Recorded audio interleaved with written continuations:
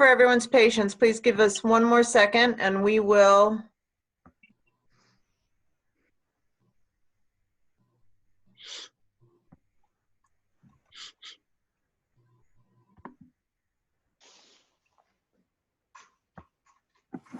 Thank you. Yep. Okay. Good morning or afternoon, everyone. Thank you, everyone who's joined and is joining. I see we have 76 people on right now. My name is Alnasrawi. I'm the director of the Church Street Marketplace in Burlington, Vermont. I have on with myself Michael Seaver, who's the Vermont president of People's United Bank. I have Alexa Klaus, who's an attorney specializing in employment issues at Primmer, Piper, Eggleston, and Cramer. And I have Stephen Trenholm, who's here from Gallagher and Flynn to give us some accountant tax background. The main focus we're going to be having here is the CARES Act as well as the Families First Corona Response Act. And we're trying to get the perspective, the legal perspective, the accounting perspective, and also the perspective from the lender, because as you may know, there's something called the PPP, which is the Paycheck Protection Program, and that is managed and dispersed through your local lender. Hence, we have Michael on the call. How we're going to structure this call, and please be patient with me as this is my first Zoom webinar, so trial by fire.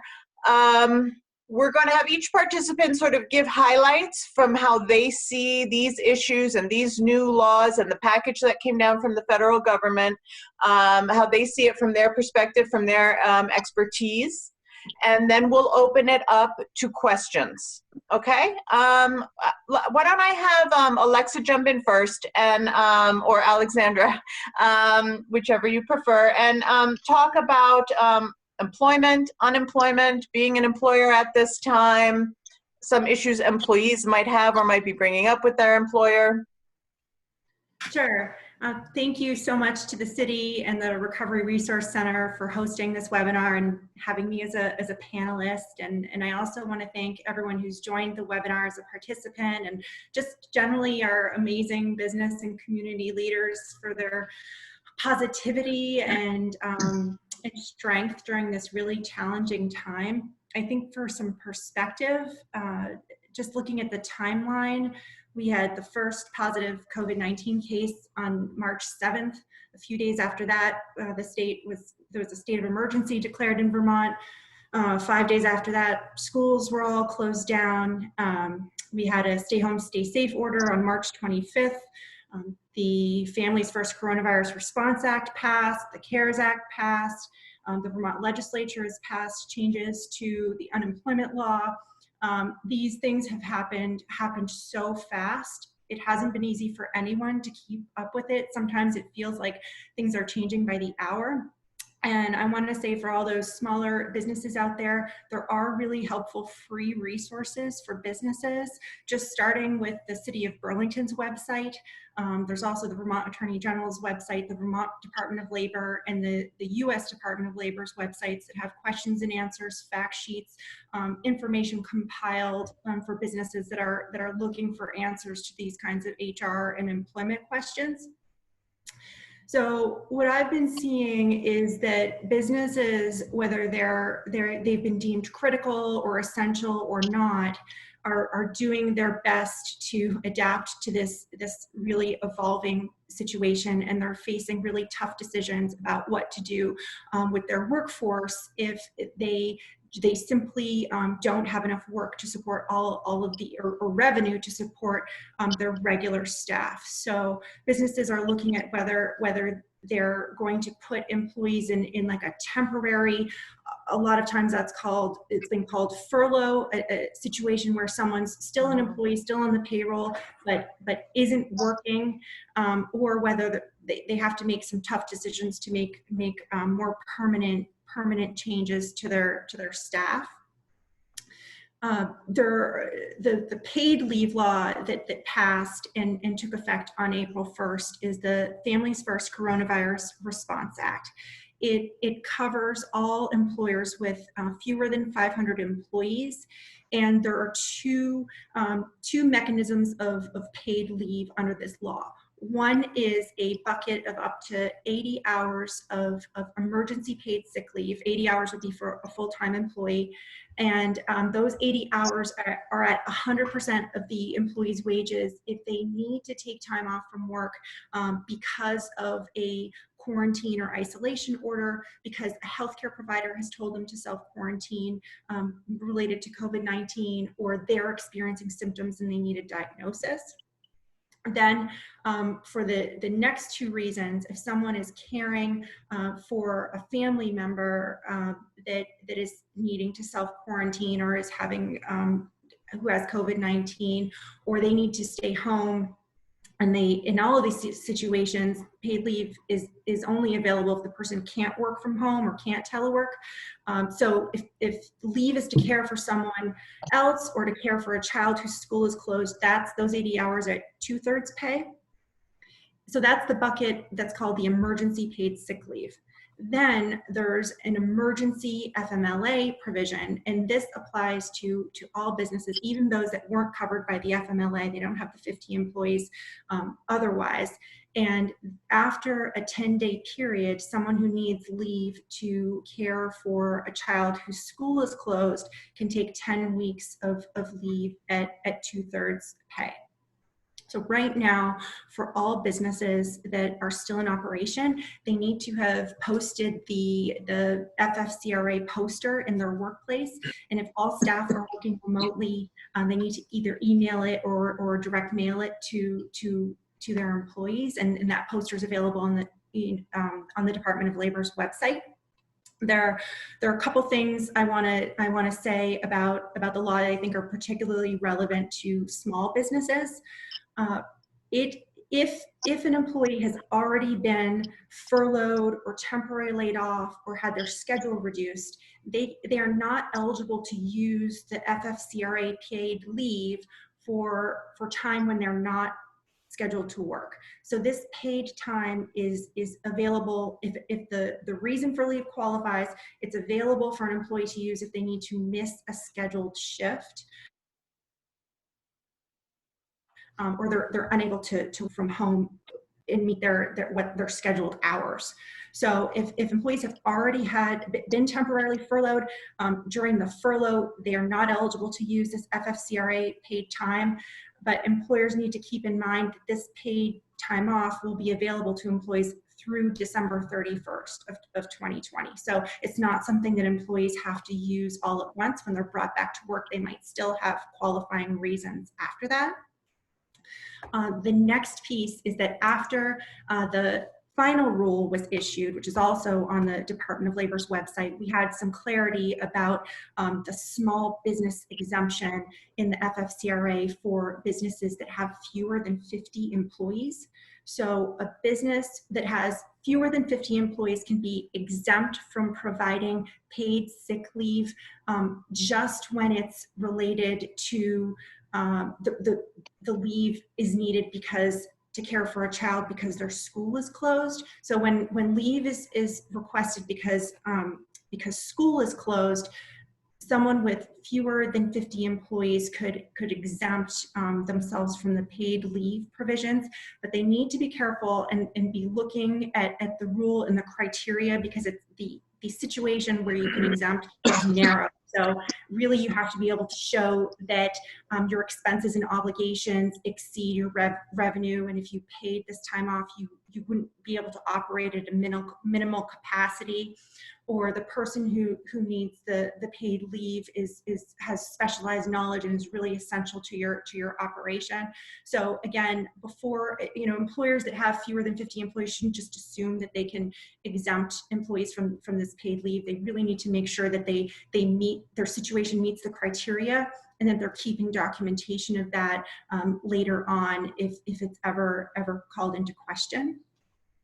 And the third piece I'll say about the paid leave law is that through the final rule, we have more information about what kind of documentation an employer needs to maintain to substantiate the fact that leave an employee has taken has qualified for the FFCRA. If the employer is then going to claim the payroll tax credit, the dollar for dollar payroll tax credit that's available to use.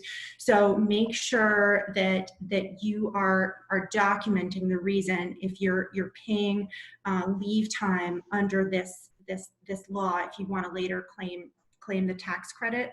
One other frequently asked question is, well, what about the leave I paid for employees before April 1st, before this law took effect? And the answer to that is anything that was paid before April 1st can't be credited towards this new buckets of time under the FFCRA. And again, the FFCRA paid leave is a totally new bucket of time that is available to employees if they qualify, regardless of whatever other kind of paid leave an employer has under its policies. So I would say the law is complex, but there are 79 questions and answers now on the Department of Labor's website, and there's a final rule. So with some searching, a lot of the unknowns when the law first passed have been answered. That's what I would say about the Family First Coronavirus Response Act. I've also gotten a lot of questions about unemployment. I'll highlight a couple now. People have asked, well, what do I do if I'm a business owner or I'm self-employed? And so normally, with some exceptions, if someone who's self-employed or an owner, if their pay wasn't subject to unemployment insurance contributions, they normally wouldn't be eligible. But now through the CARES Act, funding has been made available for those who are self-employed. And so anyone in that situation should go to the Vermont Department of Labor's website and sign up for their newsletter and submit a claim through a page that the Vermont Department of Labor has dedicated for those who are self-employed. The next thing I would say is to clarify that someone can be eligible for unemployment even if they've just been, their hours have been reduced or they're just partially unemployed. And if someone is eligible even for just $1 of unemployment benefit under Vermont's calculation, they can be eligible for the extra $600 payment under the CARES Act. And another thing is that businesses should remember that it's the Vermont Department of Labor that makes eligibility determinations. You know, a company can't just put an employee on unemployment. Their employee has to go and file a claim and initiate a claim and submit information, and that determination gets made by the Vermont Department of Labor, not the business. Great, thank you. I do see there is a question regarding labor, but we're going to take the questions at the end, so just hang on and we will get there. Stephen. Thank you, Cara, and I echo the same sentiments that Alexandra said. Thank you to the City of Burlington for putting this together, and thank you for everybody that's on and participating in this.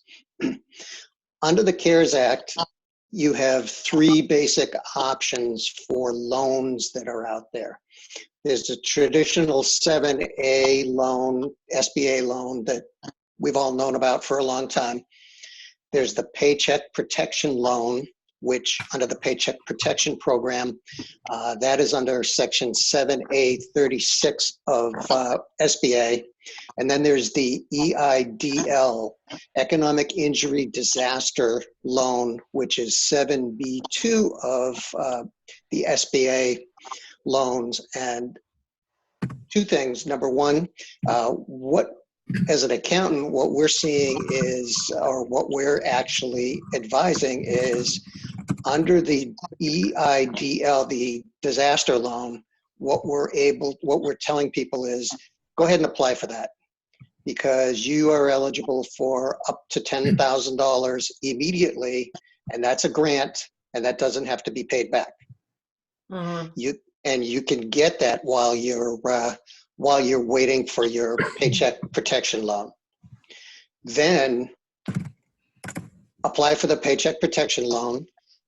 It's a little bit tricky, and as Alexandra said, we've had guidance come out. I actually looked at some guidance last night that came out on frequently asked questions. And when you're filling out the application, couple things that you need to understand. Number one is the payroll that you're filling out. You take if you were in business for all of 2019, you take your entire payroll for 2019, and that is your gross payroll plus health insurance costs and that you as the employer pay on behalf of the employee, as well as state unemployment tax. Divide that by 12, and then multiply that by 2.5, and that gives you the maximum amount of loan that you are available for.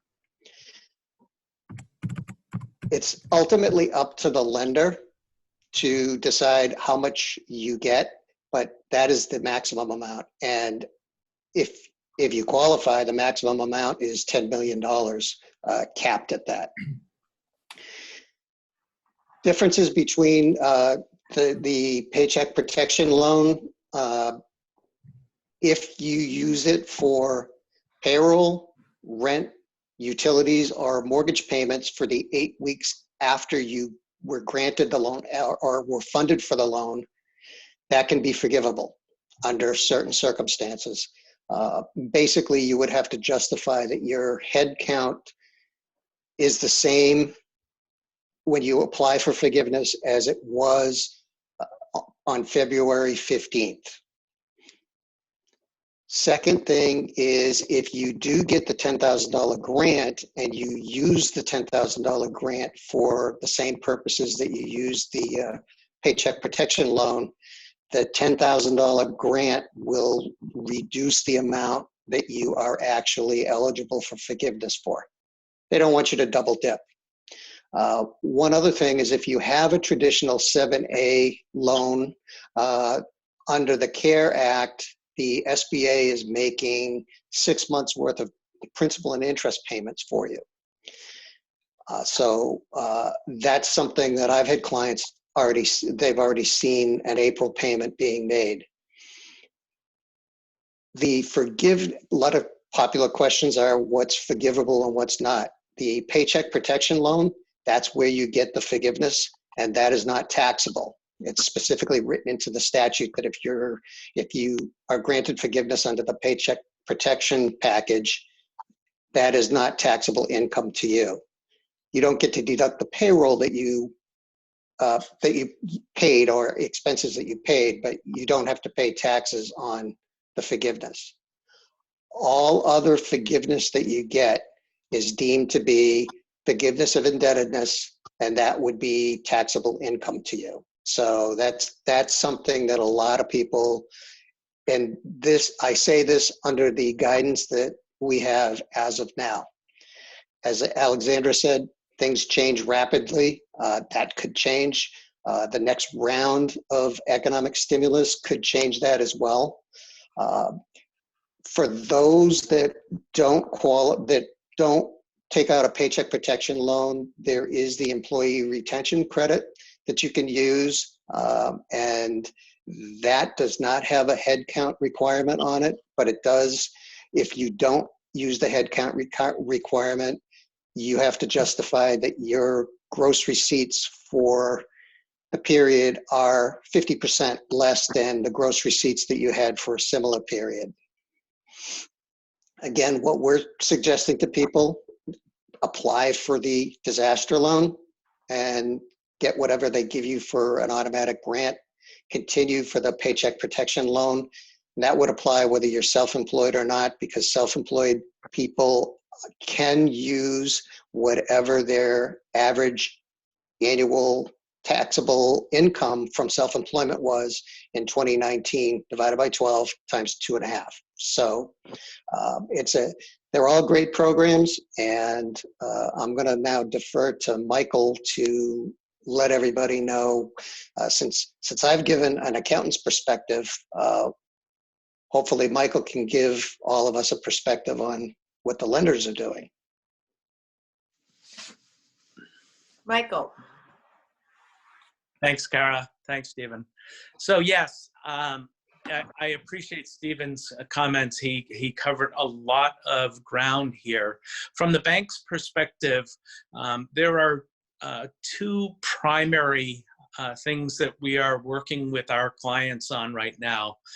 One is we have been instituting payment moratoriums for existing debt.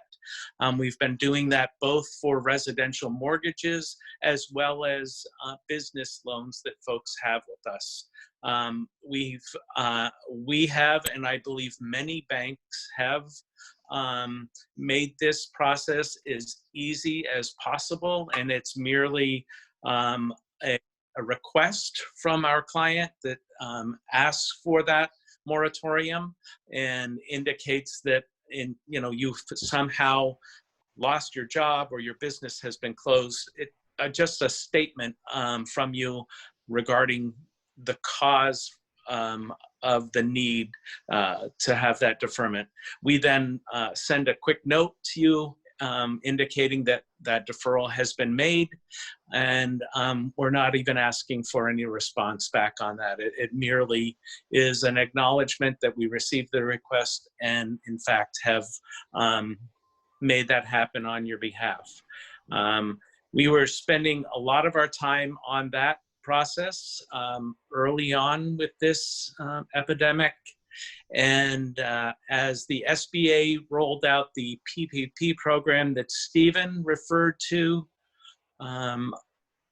moments ago, we have redirected all of our efforts, frankly, to that, because that's a program that was established with a fixed amount of money, and it was made available to folks on a first come, first serve basis. So we have really had all hands on deck trying to process loan applications for our clients related to the PPP program. That program has had fits and starts. The early direction that we received from the Treasury and from SBA came to us at the same time that it was made available to the general public. So if people felt like we weren't ready when they first reached out to the banking community to deliver on that, what you felt was accurate. We were not ready. Because we had just obtained guidance and we're putting our processes in place. I think most banks that have chosen to participate in this program are now up and running and accepting applications and moving them through. We got ourselves up and running on Saturday over the past weekend, and we're able to get quite a number of applications approved by the SBA over the weekend, and then have continued to do so here during the week. As Steve said, it's a good program, and I do believe that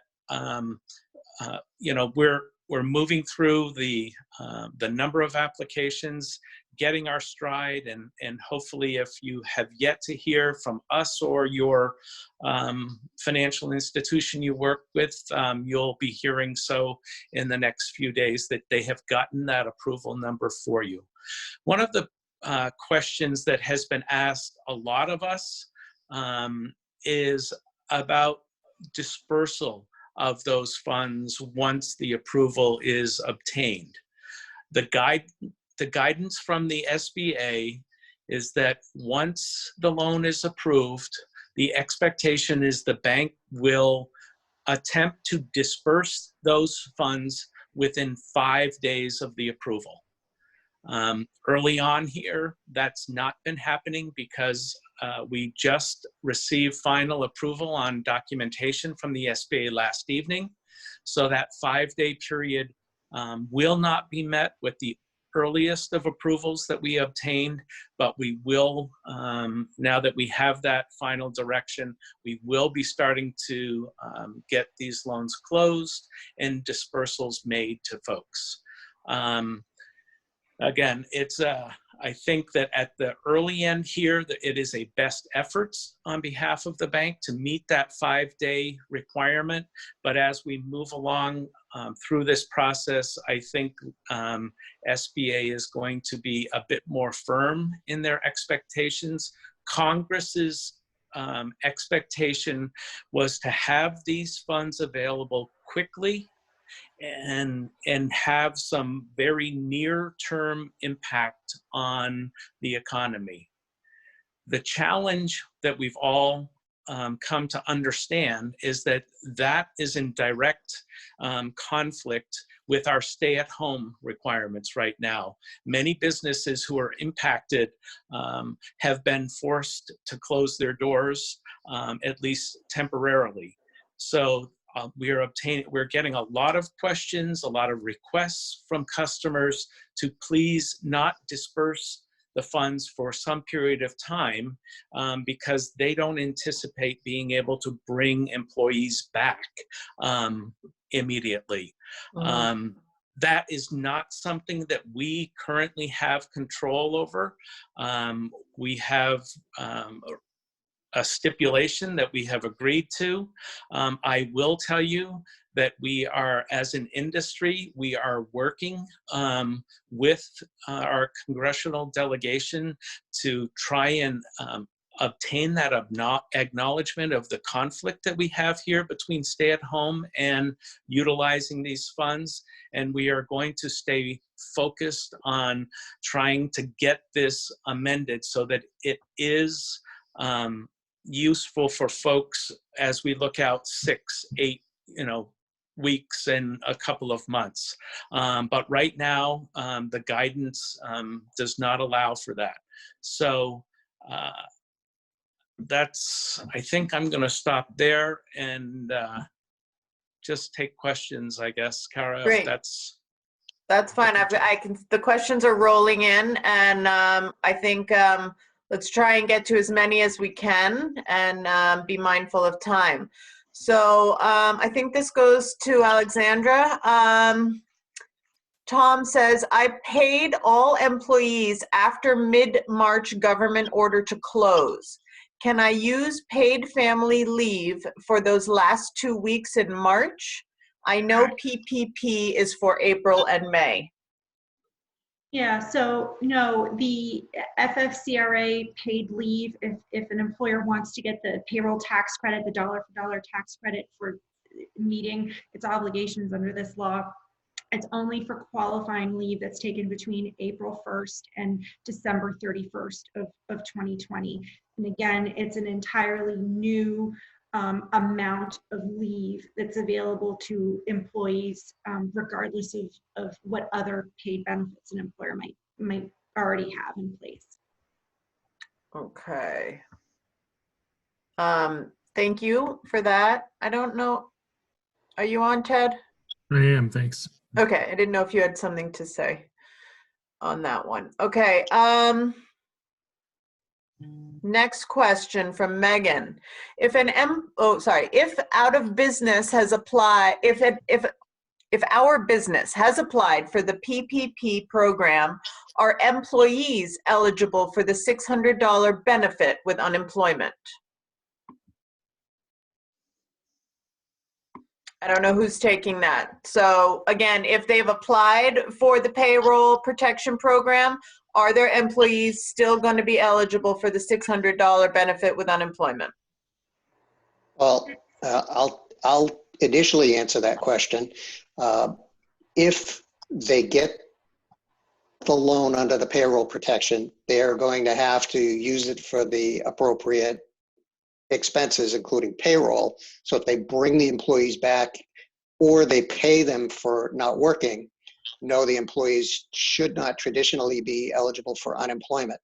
If they don't get it or in the delay, I would say that they should be eligible for it, but I'll defer to Alexandra for that piece of it.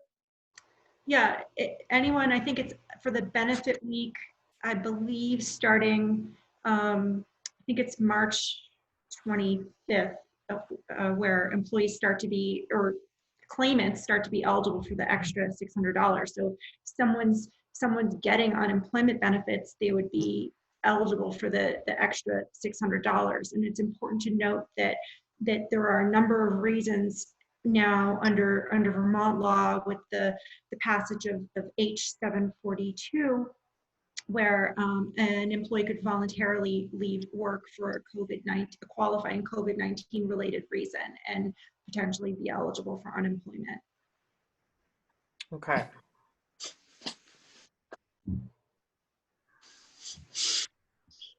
If an employee is using the EPSL benefit, are they able to apply for unemployment later or later on for reduced hours? Sorry, let me repeat that. If an employee is using the EPSL benefit, are they able to apply for unemployment later on for reduced hours?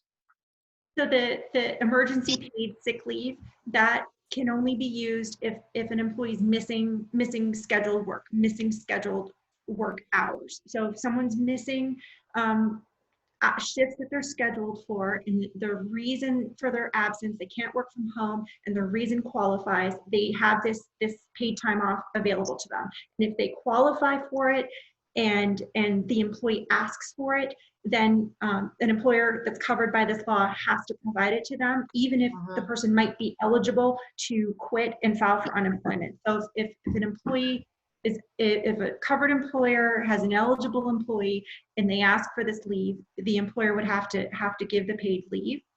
Later on, if the employee's hours get reduced or they're furloughed or temporarily laid off, then the individual could still be eligible for unemployment. So it's about whether they're voluntarily, or not voluntarily, but maybe because of personal reasons or sick reasons they're not there versus having their hours reduced by the employer. If they're, let me back up. So if they are missing, if they're missing work and their absence qualifies, they could be eligible for this leave. Separately, if they're missing work and they could voluntarily leave and be eligible for unemployment, that would be up to the employee. But then the employer controls whether someone's furloughed or has their hours reduced or is working fewer shifts or is laid off. So if the employer does something that reduces an employee's hours somehow, that the employee could be eligible for either partial or full unemployment benefits if they apply. Okay, thank you. Sorry, I think I was the only one who didn't understand that. From Christine, if my employee has personal or vacation time available to them, are they still able to utilize the paid leave through this new law? Yeah, that's a good question. It's come up a lot. So again, if someone, think of the FFCRA leave as a new leave policy that you have to have that's separate in addition to whatever existing paid time off you have. And you can't make an employee use their existing paid time off first if they have an absence that qualifies for this FFCRA leave. So if an employee has a qualifying reason and they ask for it, it has to be given to them above and beyond whatever you already have. You can't force them to tick down what they already have and use what they already have before you give them the FFCRA leave. Okay, thank you. Dana asks, for the PPP, what if an employee resigns or is fired for cause, thus your head count changes? Well, I'll take that. Unfortunately, at this juncture, there's no guidance on that says that would be an exception. So your head count would change. You'd have to replace that employee with an equivalent FTE. So if the employee was a half-time FTE, you'd have to replace them with a half-time FTE. If they were a full-time FTE, you could either replace them with a full-time FTE, a half-time FTE, or 3 third-time FTEs. But because they were fired for cause, let's say, is not an exception that allows you to not replace them. And Kara, can I? Yes, please. So I think it's also important for folks to note that when we're talking about maintaining employees and that circumstance, we're talking about the ability to have the entirety of the loan forgiven. You may still be eligible to have a portion and maybe even a majority of your loan forgiven if you maintain the vast majority of your employment and you use the funds for eligible costs. So it's not a all or nothing. That's important, yeah. It is important to know that you should still apply for this loan, even if you think you may not be able to control that throughout the entirety of the time frame here. Okay, all right. And I would add that it's my understanding that Michael and Stephen, that if an employer is paying time off under the FFCRA and they plan to get use it to get a payroll tax credit, they can't also count that towards giving them a credit for payroll expense, right? Under the That's That's yep, you're absolutely right. Yep. Okay. No double dipping. Yep. One other thing to add too is that even if you don't qualify for any forgiveness under the PPP loan, it gets stretched out over 2 years at a very low interest rate. So I would not worry about the forgiveness at this point if you need the cash to operate and bring back some employees. Okay.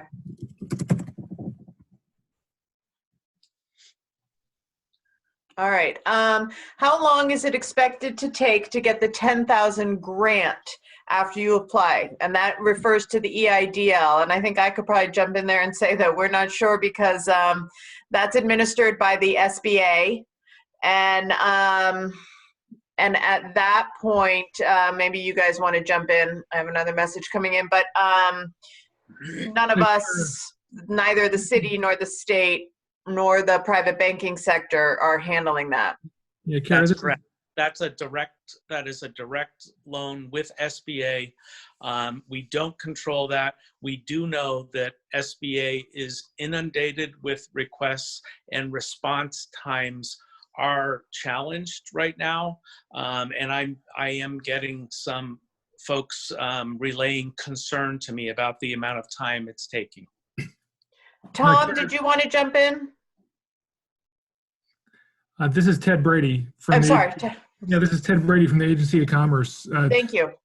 So we have received that same question, and the SBA has told us that businesses receive that advance within 3 days of the loan actually being approved. So how long it takes for that loan approval process is what Michael was just mentioning. It could take several weeks. It's also really important that folks know that you won't receive a $10,000 advance from the economic injury disaster loan, period. It's based on the number of employees you have. So if you have 10 employees, you could get $10,000 advanced in the form of a grant. If you only have one, or you're self-employed, then you're looking at $1,000 economic development. So the PPP program is generally going to be the more lucrative of the programs in the economic injury grant area. However, it's the loan term that Stephen just mentioned. The economic injury disaster loan term is generally much longer and is meant to be long-term debt as opposed to the PPP, which is really about that paycheck protection forgiveness. Right. Okay, thank you. We got to chug along here because we have a lot coming in. When you say you've seen clients, quote unquote, get paid for the 6-month SBA 7A, do you mean they stopped payment or they made payment and if got a reimbursement, do you have to apply? No, you don't have. Oh, go ahead. Go ahead, Michael. Stereo. So you don't have to be applying for that. That is something that is going to, if you have an SBA 7A loan, you qualify and the government will make those payments on your behalf during that time. Okay. The confusion, I think, comes in where although it's a traditional SBA loan, it may be with a bank. So the payment needs to be made with the bank. And as Michael said, the government is making that payment. And in the instance that I mentioned, the client did nothing and saw that they did not have to make their April payment because it had already been made. Got it. Okay, thank you. The next one I believe was answered, but let me just clarify. For the PPP, if we lay off an employee at the same time that we hire a new one, will we still get full forgiveness? The head count would remain the same and that payroll costs would be the same or increase. And I believe that's a yes. If all other circumstances allow you to get full forgiveness, yes. Okay, all other circumstances, got it. Does owner draw count as a payroll cost? No, owner draw does not count as a payroll cost. It is your net earnings from self-employment for 2019 that you would base your PPP loan application on. And that could be, if you're a sole proprietor, that would be your net Schedule C that you paid self-employment tax on. If you're a partner at a partnership, that would be your guaranteed payments that you received plus whatever your share of the profit from on your K-1, which was subject to self-employment. Yeah. And the rules would be the same as far as counting it against what you pay out. So. Okay. All right. Thank you. Next. Why doesn't the PPP application ask for FTEs? Why does it ask for jobs or employees? There are two things that the PPP application is looking for. Number one, the jobs or employees, and Michael, you can correct me if I'm wrong, that's more geared towards making sure that you actually do qualify as a small business, i.e. you have under 500 employees. That's correct. But as far as the FTEs are concerned, your FTEs are what is going to control your employees, how many employees you had or how many FTEs you had versus how many FTEs you actually pay during the appropriate period. So it is very confusing. Yeah. Okay, thank you. One's about being a qualifying business for SBA. SBA limits a small business to those with 500 or fewer employees, and it doesn't matter whether they're part-time or full-time. Both are counted toward that number. I see. That's why they don't use the FTE term. Okay, understood. Next, we have already submitted our PPP application. How do we apply for forgiveness? Well, you can't yet apply for forgiveness because you have to wait out the 8-week period to make sure that you paid out for the appropriate payments that are allowed. At the end, you would apply with the bank for the forgiveness by showing them through payroll reports and what have you, and anything else they would ask for documentation that you actually did maintain or what you maintained for FTEs and that you spent the money on appropriate, what is qualified. Okay, so that would be after the fact. Got it. Right, and we fully expect that the SBA will derive a formal reporting mechanism for that so that, you know, in the next couple of months, we will have that available and be able to share that with recipients of PPP loans. Okay, that's interesting. Next question, what is not included in the PPP average payroll basis that typically would appear as payroll expense? FICA, Social Security, federal unemployment, etc. Yes, that's those three things are not included. It's only state unemployment expense that's included and the employer share of health insurance that you're paying on behalf of the employee. And any other benefits that the employer might normally be paying? Certain other benefits, but they usually are, it's usually health insurance benefits or retirement benefits. Okay. Thank you. Okay. So someone's asking, I started a seasonal Airbnb August 1st of last year and was almost fully booked for 3 months.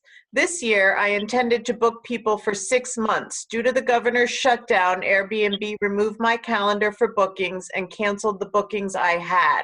What am I eligible for? Would Well, someone like that be considered a self-employed, or, you know, the gig economy, I guess, is what we're looking at? I would say yes, that they'd be considered self-employed. So the Paycheck Protection Program might not be good for them. Probably the 7B2 economic injury disaster loan would be the first place to go. And I guess absent that, maybe the looking for a traditional 7A SBA loan. But I don't think that the Paycheck Protection Program is going to help, because you'd have to pay that back. And again, it can be paid back over 10 years versus the disaster loan over 30 years. I would defer to Michael as far as the approval process. If you got that request, would you approve them for the PPP? Yeah, I can't answer that as we sit here. It has not been something that I have dealt with yet. But there is another option available, and that's when I was speaking to moratoriums on payments.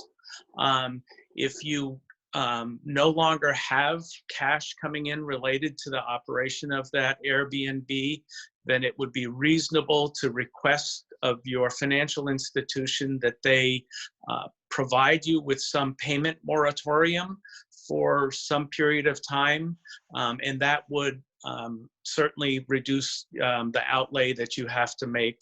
I don't, it's not a guarantee because I don't know who you work with, but I would recommend that you at least ask for a payment deferment.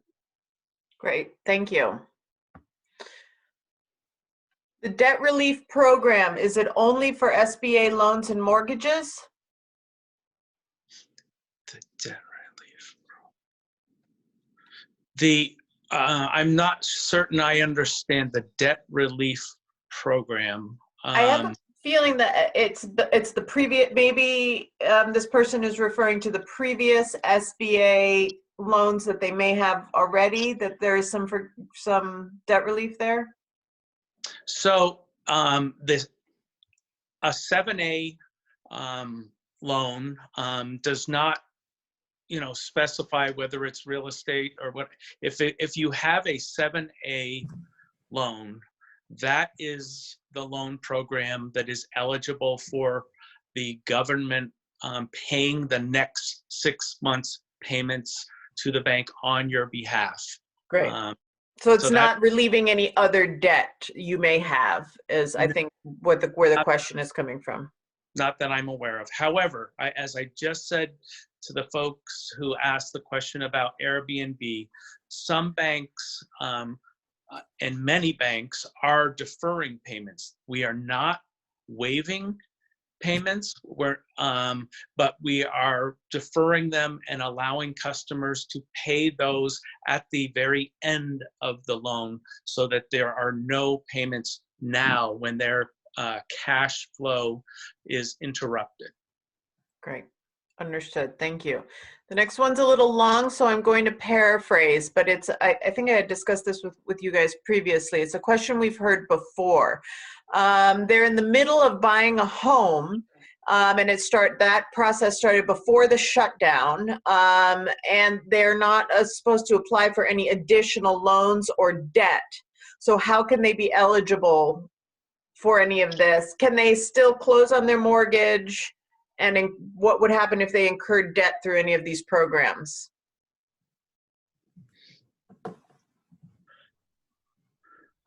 I believe if they if the debt is in a business name, so if the business has its own tax ID number, then they have no problem, because there are no guarantees required from individuals on that. If they are taking this PPP as a sole proprietor, it will likely be included in that requirement, is Okay, my yes. expectation. Okay. Now, the grant, the $10,000 EIDL, that is a grant. So that, if you receive that $10,000, it does not need to be included as a loan.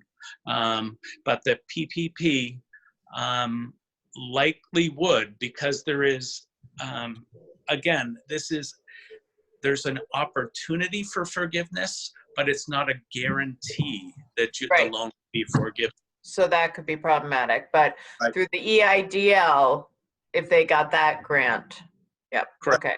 Understood. This one we already answered.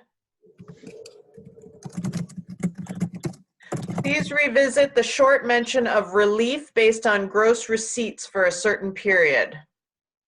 Sure, I assume you'd be referring to the employee retention credit.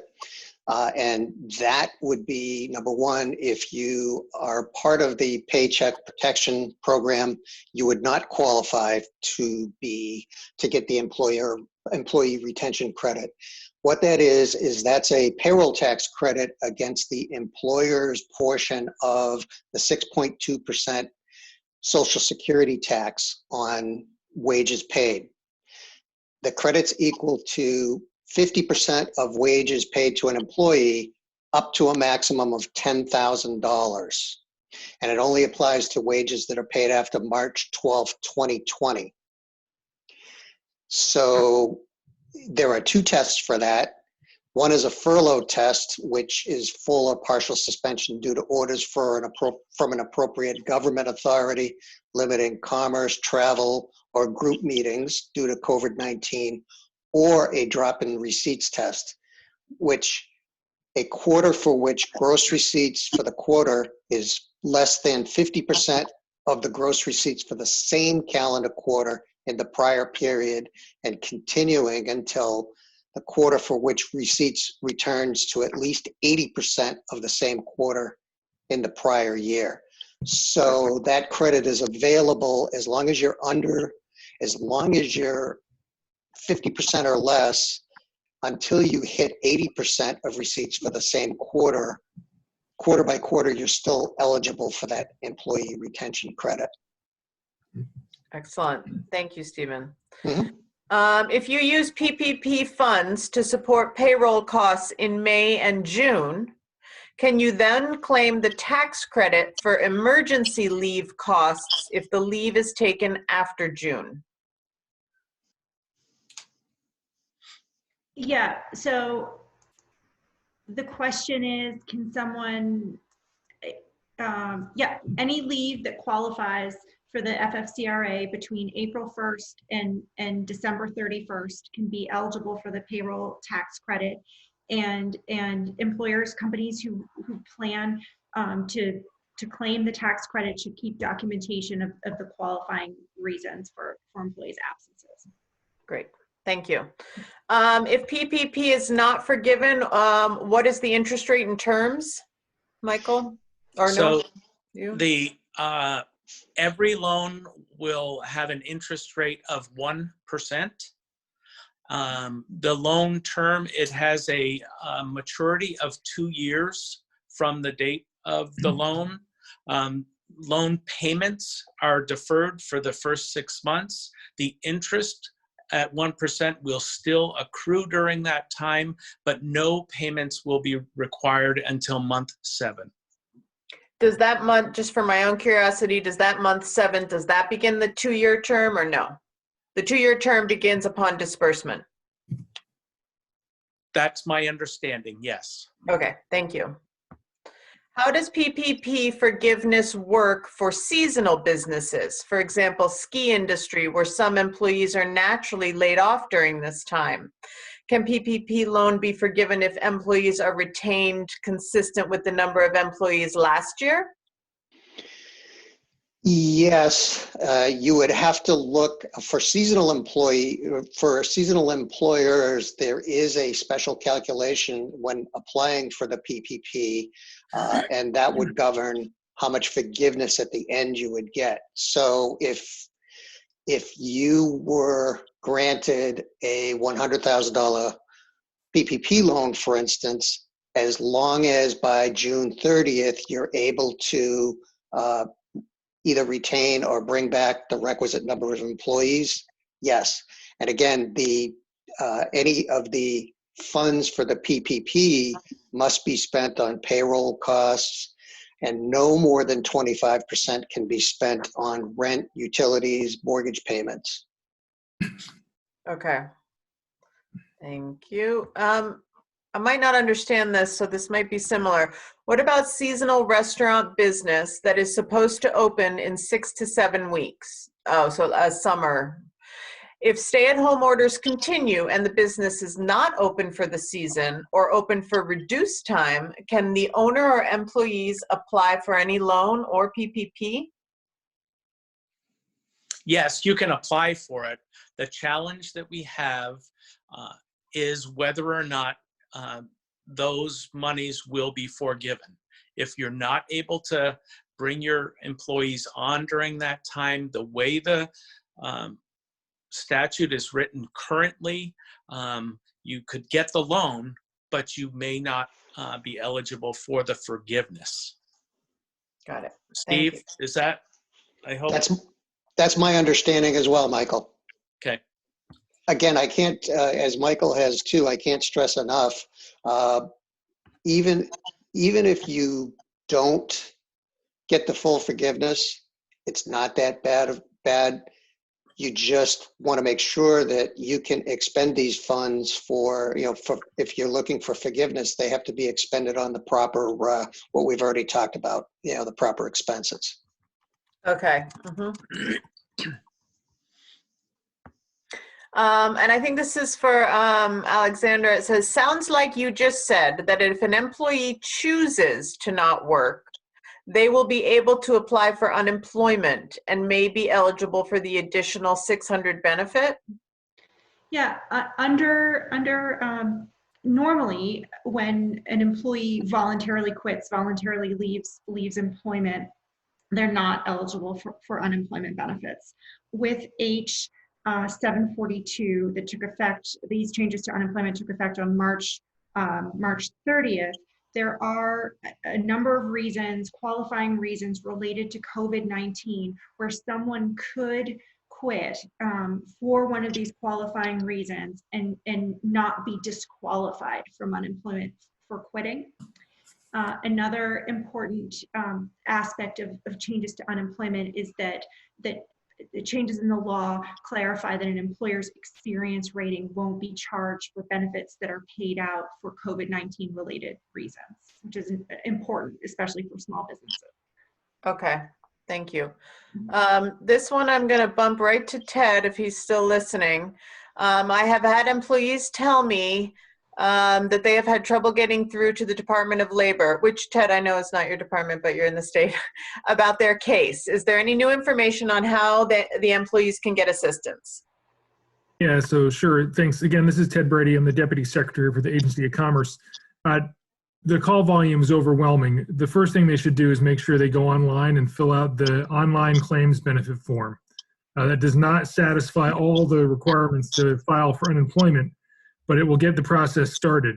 The next thing, the best time to call the unemployment office is between 4:30 and 6 p.m. That's when we have the least amount of calls coming in. And I'll also say that we're working on creating some new techniques and procedures that would allow a more organized way for people to call in. So it's not the dash to the phones every Sunday for that week. So we're working on it. Great. Okay, thank you. If an employee leaves under the PPP, what is the allowable time frame for replacing the employee without losing the forgiveness? It would be by June 30th of 2020. But again, there is also the rule that says you have to spend during the 8 weeks after you get your PPP loan, you have to spend it on payroll, rent, utilities, et cetera. And what you spend on non-payroll costs can't exceed 25% of the total loan if you're looking for 100% forgiveness. Right, thank you. I reported 18 employees and 109,000 for salary and 2.5 for our PPP. I don't expect to have all 18 employees working remotely. However, some can and will. If I leave those furloughed employees on unemployment and rehire them by June 30th, do I meet the requirement? Second question, if I don't spend 75% of my PPP on payroll during the 8 weeks and have it left over and report that, have I broken a rule? Can I keep that money and then consider it a loan, not a grant? Well, let me answer the first question first. That's a long one. The answer to that would be yes, because you would have maintained your FTE head count by June 30th. Again, you still would have to expend the funds by in the 8 week period after you receive the funds in order to qualify for full forgiveness. On your second question, if you didn't qualify for full forgiveness, or under your case, you didn't spend 75% on payroll costs, you haven't broken a rule, you just will end up having to repay that under the terms that Michael mentioned before, which would be at a 1% interest rate with a maximum time of 2 years with a deferral of the first 6 months. Great.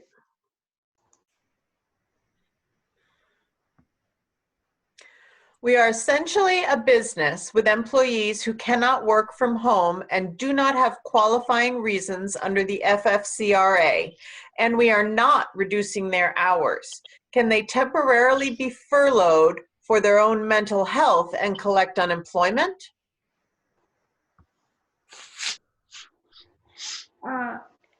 So I'm just trying to make sure I understand the question. Employees, it would be helpful if I could read it actually, Kara. I don't know if you can. Read it again? Yeah. I can't copy and paste it, sorry. So their employees can't work from home. Yeah. And then they're not working at all. Mm-hmm. And they don't qualify to be on leave for the FFCRA. Mm-hmm. And they're not reducing their hours. Can they be temporarily can they be temporarily furloughed and collect unemployment? I'm not sure I follow why their hours haven't been reduced, but they can't work. Oh, I see. I'm sorry. It was the beginning part that let's emphasize the first sentence. We are an essential business. Okay, an essential business. With businesses who cannot work from home and who have employees who cannot work from home, and they can't apply for FFCRA, and they are not reducing their hours. I think the employer wants to know, for those who are exhausted, let's say they're essential workers, can they temporarily furlough them and give them unemployment? I think I need to know more about the specifics of this situation and what employees were asking for, and whether they might qualify for some other leave or paid time benefit under the employer's policy.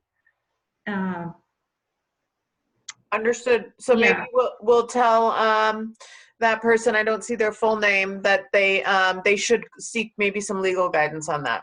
Mm-hmm. What about the 504 SBA loan? Is there forgiveness there as well? We have gotten zero guidance from the SBA that there is anything available to forgive a 504 loan. It has just been the loans that we have discussed previously. Okay. see if I can answer this. We laid off 50% of our employees in mid-March. Do we have to rehire all of these in order to qualify for the PPP? So no, but it might not all be forgiven if you don't get your payroll back up to where it was. You would still qualify for the PPP loan based on your 2019, if you're in business all year, based on your 2.5 months of average payroll and payroll costs for 2019.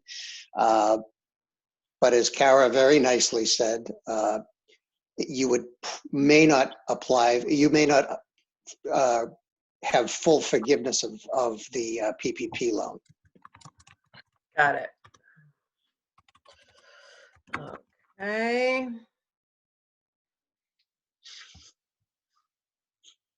And that's done. 1 second. I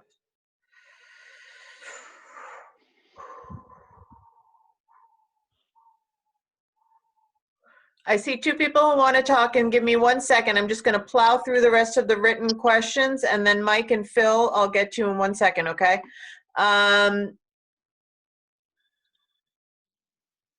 Do you have to have lost your job to qualify for deferring your mortgage payment, or would you qualify if your hours are reduced? So it depends. This is not something that is guaranteed. I am speaking to what my company is doing for our residential customers right now. So you need to deal with your individual lender on that. If you were to come to People's United and that was the case, we would provide you with probably to start anyway, a 90-day moratorium on your mortgage payments. Got it. Okay.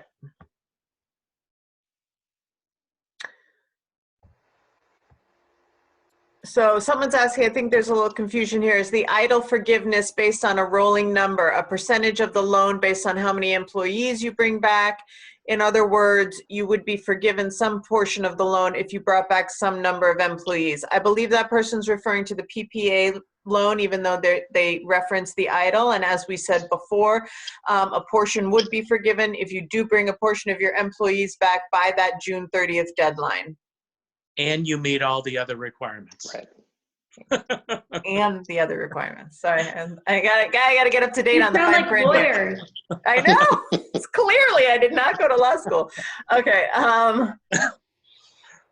If someone is laid off through the natural course of working for a seasonal employer and is laid off last fall or even this year prior to March 29th executive order, do they qualify for the additional $600?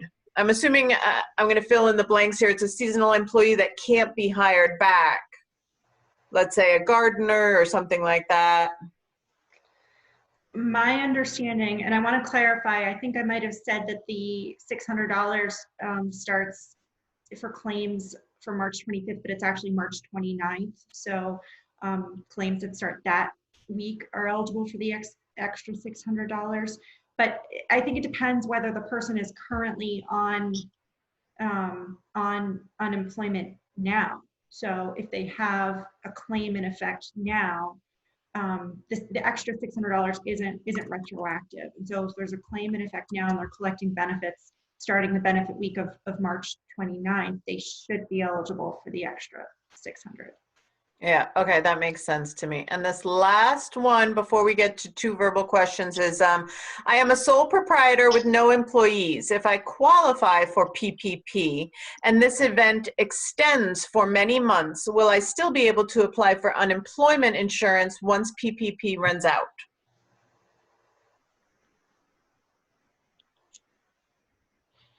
I believe the period of time for applying for, for someone, I think the max benefit under Vermont is 26 weeks, and I believe the CARES Act extends that 13 weeks, but that's something I would need to check on, and hopefully the Vermont Department of Labor will release more detail and information about that. So the person should go and at the very least to the Vermont Department of Labor's website and sign up for the self-employed newsletter that is linked through the website, because I'm not sure I can answer that question yet. Understood. As far as the PPP program, there is nothing in the guidance or anything that says there's a specific prohibitance from collecting unemployment later on down the road. The two are not tied in. So, but again, collecting unemployment, as Alexandra said, that you would have to qualify for it in order to be able to collect it. Okay, one more quick question. The Department of Labor is using a return to work date that the employer did not indicate. So the employee was in jeopardy of losing their payments. Why is this, and is there something that can be done about it? At first, when this all started, and people were being temporarily furloughed or temporarily laid off, there was this relief from the requirement to look for work if the layoff or furlough or whatever it was going to be only temporary. And I think they set it at a 10-week mark.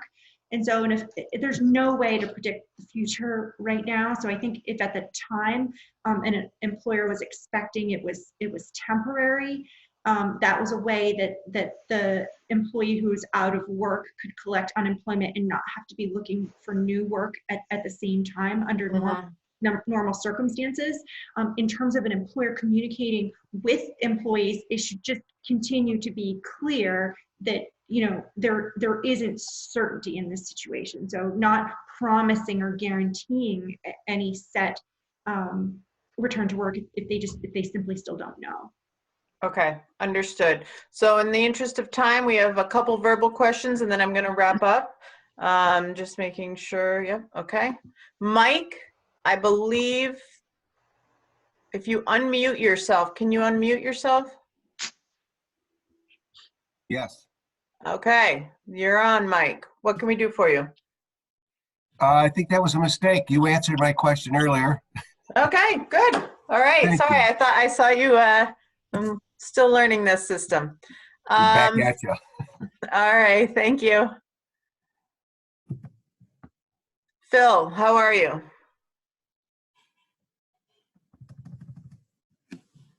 Can you unmute yourself, Phil?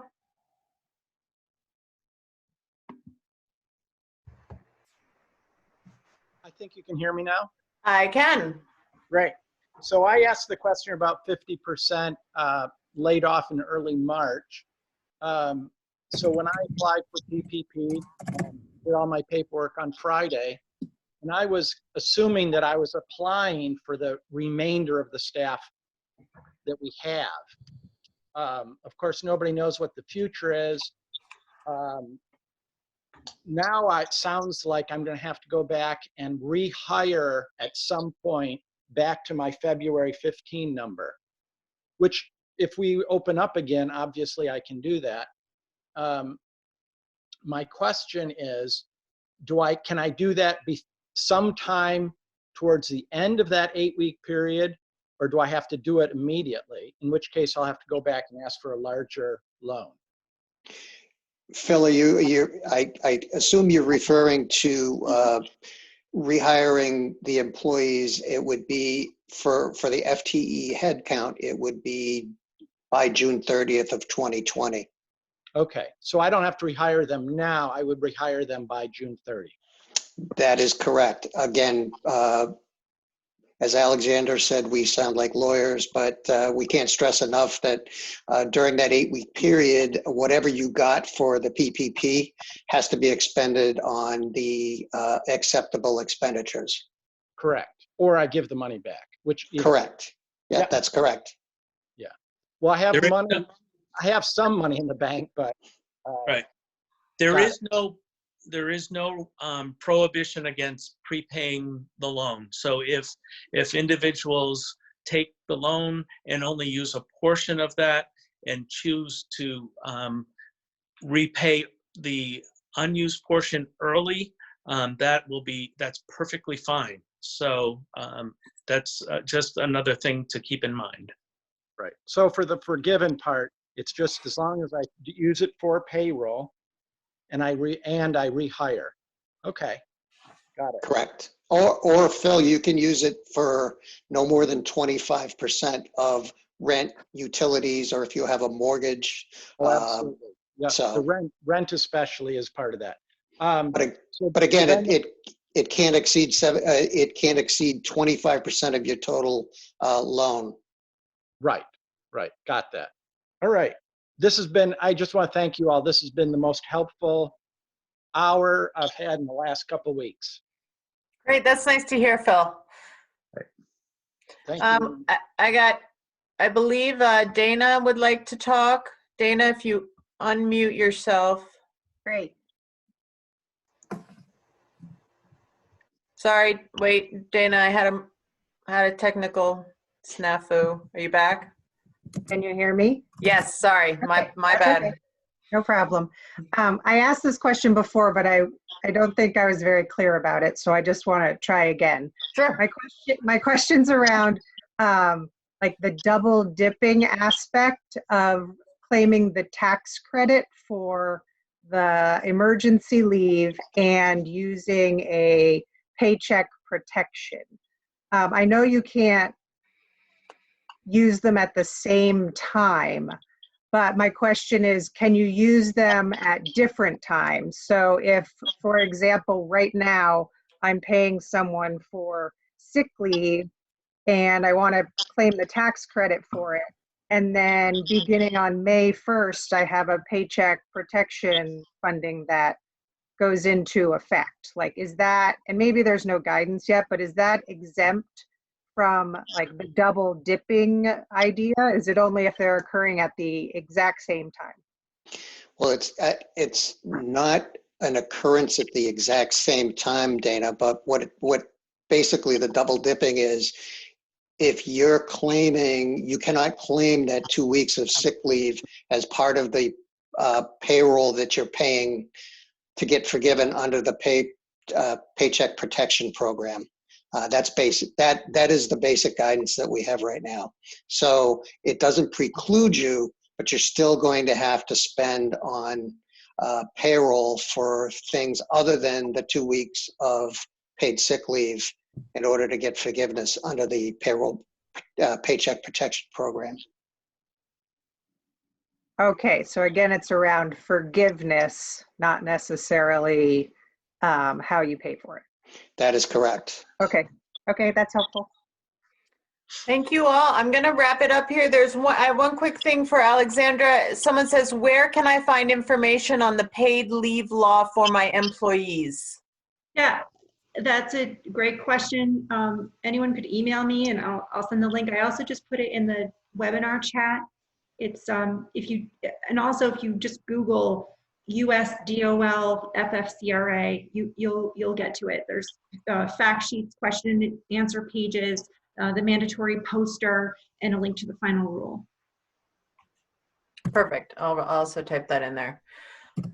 I cannot thank the participants enough. Thank you so much. I hope this was helpful for people. Some people did drop off, but we had quite the attendance today, so I think it was a success overall. And I know you're all incredibly busy during this time, so I really appreciate you helping the city out with this. And I am wishing everyone a good rest of the day and the week. Thank you, Cara. Same to Thank you. you. Thank you so much. Great questions. Thanks. Bye-bye.